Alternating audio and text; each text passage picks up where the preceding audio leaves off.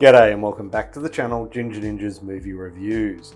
I am the Ginger Ninja and these are my movie reviews. Now, if you're new to my channel, thank you very much for tuning in, stopping by and checking it out. If you're wondering what it is that I'm doing here, well, each Tuesday I look at a trashy film. Now, when I say trashy, I don't mean bad or terrible. Granted, some of them are pretty bad and some of them are really terrible. But trashy to me means it's just got this quality to it, this indistinguished, this undefinable quantity that's just makes it fun, usually. Not always, but usually. And what I want to do is try and sort out some of the really bad ones from the really good ones. And this week, we are looking at Shocking Dark, also known as Alienators, also known as Terminator 2. Now this one's from 1989 and it was directed by Bruno Mattei under the alias Vincentdawn. The film itself stars Christopher Ahern's, Haven Tyler, gerttageretta, and many more. Now before I get into everything about it, I do want to say a big thank you to all my new and existing subscribers. Like I say every week, but seriously, thank you very much for tuning in and listening to me drivel on about this, all these movies that I watch. Thank you. Now, the plot. Well, in a polluted future Venice, researchers work to improve the situation. One day, unknown forces start killing them. A team of soldiers and a couple of civilians is sent to investigate. Soon they encounter strange, murderous creatures. Now, look, in all honesty, this is one of those what the fuck did I just watch movies. You know the ones, right? It's kind of like where you start watching and you just can't look away. Now, it's not like a car accident where you can't look away. It's just like, what the hell am I watching? And this is what this is. It's a fun, low-budget sequel of sorts to James Cameron's A Terminator, but it has more of an Aliens feel to it. Now, it's not a sequel. It's like a, look, if you know those low-budget Italian rip-offs, especially from Bruno Mattei, like they spin off from everything. It's very similar to like the way Zombie 2 is a sequel to Dawn of the Dead, or Night of the Living Dead, whichever one it was. It's very similar to that. And this, when I say it's a sequel as well, it kind of feels like it directly rips off Aliens in many ways, which I'll touch on later. But look, it's delightfully over the top. It's so bad it's good cinema. It's just an unabashed blend of two iconic science fiction classics, Aliens and Terminator. And it stands as a fascinating yet perplexing entry into the realm of Italian B-movies. Now, these are often remembered for their unapologetic plagiarism, odd plot twists, and low production values. So let's get into it.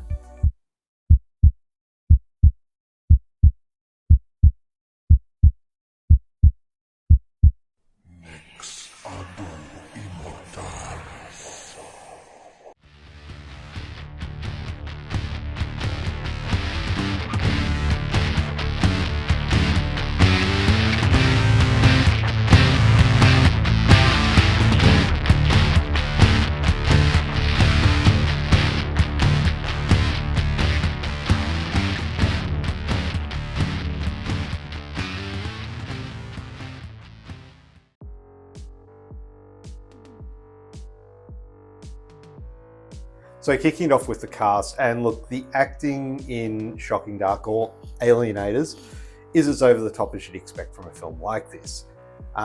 Cast members like gerttageretta, who plays Costa, a tough as nails soldier, and Haven Tyler, they chew the scenery with a seriousness that contrasts the hilariously absurd plot.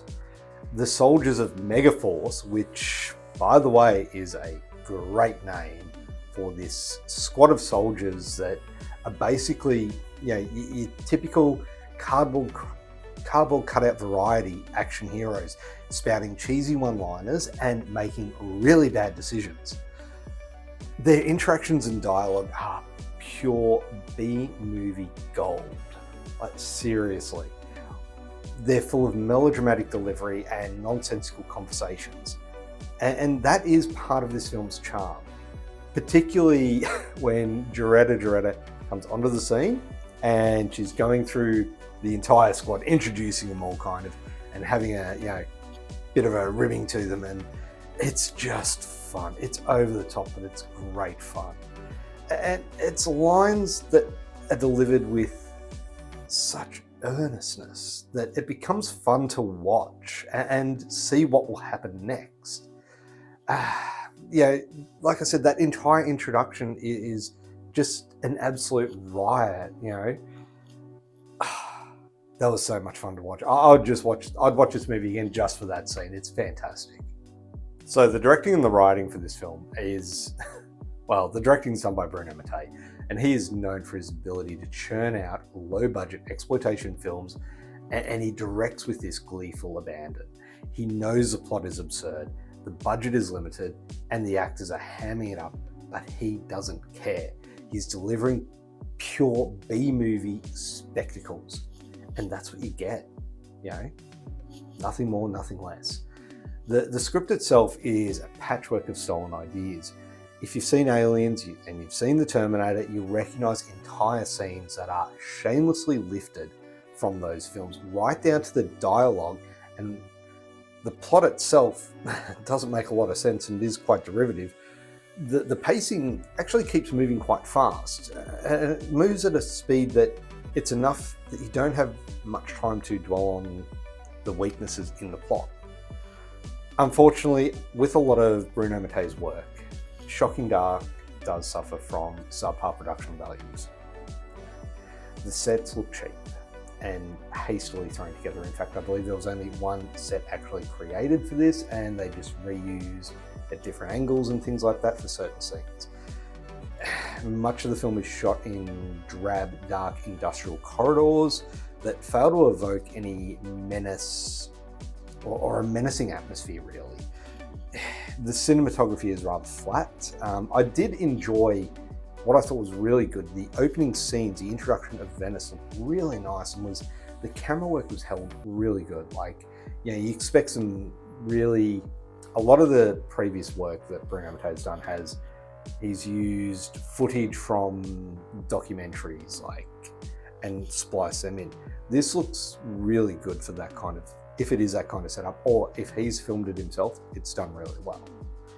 But the cinematography, other than that, just doesn't capture any sense of tension or dread. This is really evident in the action sequences throughout the film, which just lack any coherence or excitement.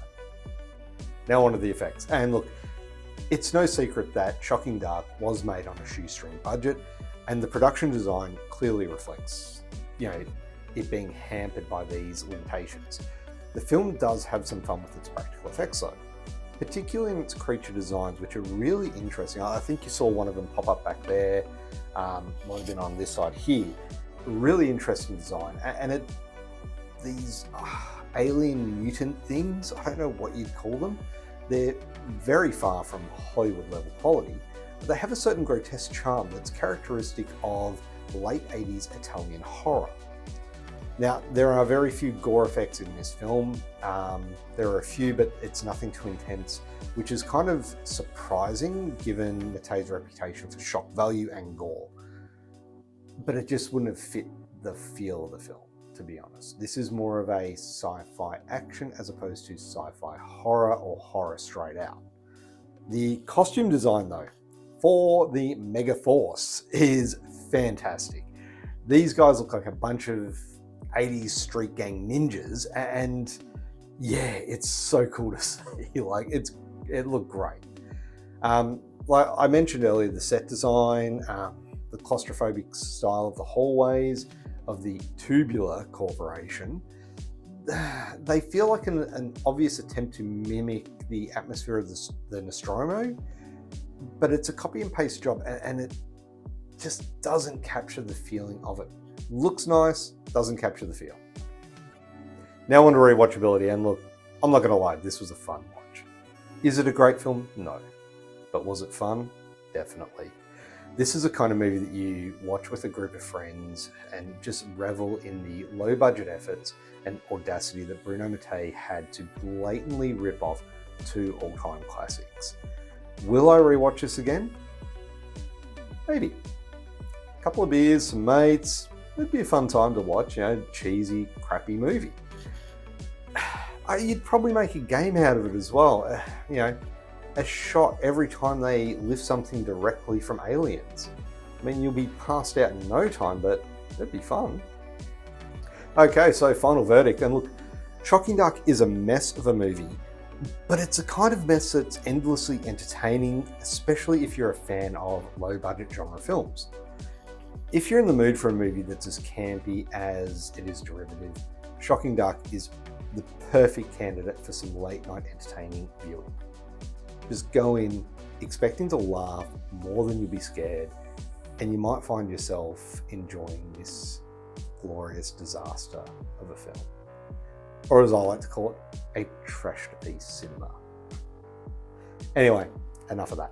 For a score, I would give this middle of the road 5 out of 10.